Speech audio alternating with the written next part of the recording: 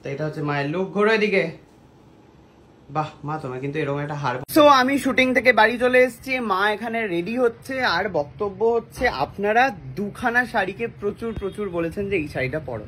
তো তার মধ্যে এক হচ্ছে এই কালো শাড়িটার রেটিং প্রচুর, মানে এত মানুষ, এই মা দেখেছো মা আমার পছন্দ দেখছো মা, এই শাড়িটাকে এত মানুষ বলেছে যে এটা পরো এটা পরো।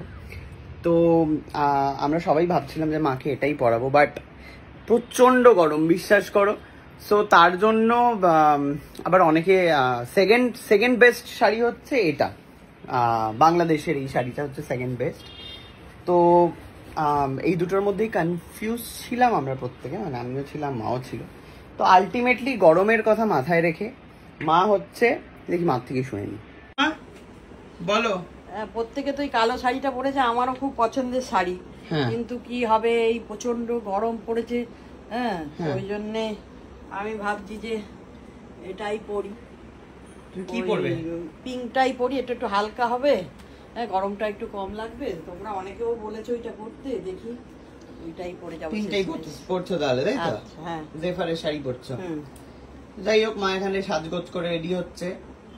ও বাই দ্য ওয়ে, মা প্রথমবার আজকে কানের দুলটা পরবে তো? হ্যাঁ মা হচ্ছে আজকে এই কানের দুলটা পরবে। তো পুরো রেডি হয়ে যাওয়ার পর মায়ের লুকটা কি হচ্ছে সেটা দেখাচ্ছি এক্ষুনি। সকালবেলায় দাড়ি কাটিয়েছে বলে ডেফিনেটলি আমি রেগে গেছিলাম, কিন্তু শুটিংয়ে মানে এই শুটিংটা, এই প্রজেক্টটায় কিন্তু আমাকে একটা সিন করে প্রত্যেকদিন ছেড়ে দেওয়া হয়, এটাও একটা সত্যি কথা। মানে আমাকে ওখানে গিয়ে মেকআপ করে জাস্ট একটা সিন করিয়ে আমি চলে আসি প্রত্যেকদিন। তো এটাও একটা খুবই ভালো জিনিস, মানে খারাপ দিকও যেমন রয়েছে ভালো জিনিসও তেমন রয়েছে। প্লু হচ্ছে বুঝে গেছে মা রেডি হয়ে গেছে, তো এটা হচ্ছে মায়ের লুক। ঘোরো এদিকে। বাহ মা, তোমার কিন্তু এরকম একটা হার পরলে হেভি লাগবে। ঘোরো দেখি, পুরোটা ঘোরো। কেমন লাগছে তোমরা প্লিজ জানাও কমেন্টে। তবে এই হারটার সাথে এই কানের দুলটা খুব একটা ম্যাচিং হচ্ছে না। আমি যেটা করব হচ্ছে এই কানের দুলটার সাথেই ম্যাচিং করে বানাবো, বুঝলাম? কেমন লাগছে শাড়িটা পরে? হালকা লাগছে নাকি কালোটাই ভালো ছিল? হালকা লাগছে তো, ওকে। তো ফাইনালি আমিও রেডি হয়ে গেছি, আর আমিও মায়ের সাথে ম্যাচ করে পিঙ্ক পরে নিয়েছি। তো আরো অনেকে যাচ্ছে আমাদের সাথে, তো কারা সেটা জানতে গেলে তোমাদেরকে ওয়েট করতে হবে এবং ব্লগে থাকতে হবে। তো দুজনেই রেডি হয়ে গেছে, মা আবার খুকুকে একটুখানি সাজিয়ে দিতে হেল্প করছে, একা একা সেজেছে খুকু। কিরে মাকে কেমন লাগছে? মাকে হেভি লাগছে। বলছিস? হ্যাঁ। তোর কেমন লাগছে? কাকিমা অ্যাওয়ার্ড পাবে? আমার তো আনন্দে খুব। কিসের জন্য অ্যাওয়ার্ড পাবে জানিস? সেটাও জানি না, হয়তো ভালো মা হওয়ার জন্য। হ্যাঁ ঠিকই বলেছে। আমিও এটা সবাইকে বলেছি যে ভালো মার জন্য তাই অ্যাওয়ার্ডটা পাবে।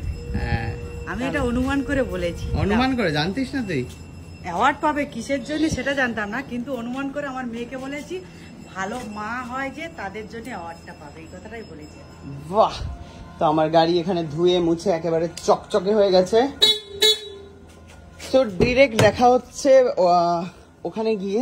আর আমাদের সাথে আরো অনেকে যাবে, আরো 2-3 জন লোক যাবে। তো তারা কারা জানতে গেলে পরের ব্লগে চোখ রাখতে হবে, ওকে? So tata. খুব বড় দিন আজকে মায়ের জন্য, সবাই হচ্ছে উইশ করো মাকে।